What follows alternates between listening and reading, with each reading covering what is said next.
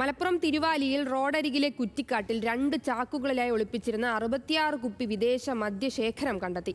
മഴക്കാല പൂർവ്വ ശുചീകരണ പ്രവർത്തനങ്ങളുടെ ഭാഗമായി തൊഴിലുറപ്പ് തൊഴിലാളികളും കുടുംബശ്രീ പ്രവർത്തകരും ചേർന്ന് കാട് വെട്ടിത്തെളിക്കുന്നതിനിടെയാണ് ചാക്കുകൾ കണ്ടെത്തിയത്. എടവണ്ണ പോലീസ് അന്വേഷണം ആരംഭിച്ചു.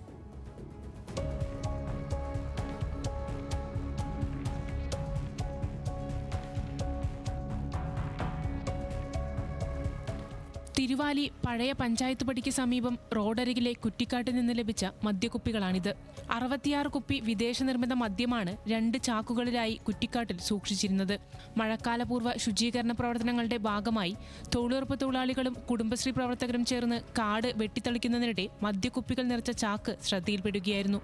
നിയമവിരുദ്ധമായി വിൽപ്പന നടത്തുന്നതിനോ കടത്തുന്നതിനോ വേണ്ടി സൂക്ഷിച്ചിരുന്ന മദ്യമാകാം ഇതെന്ന പ്രാഥമിക നിഗമനത്തിലാണ് പോലീസ്.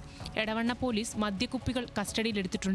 സംഭവത്തിൽ പോലീസ് വിശദമായ അന്വേഷണം ആരംഭിച്ചു.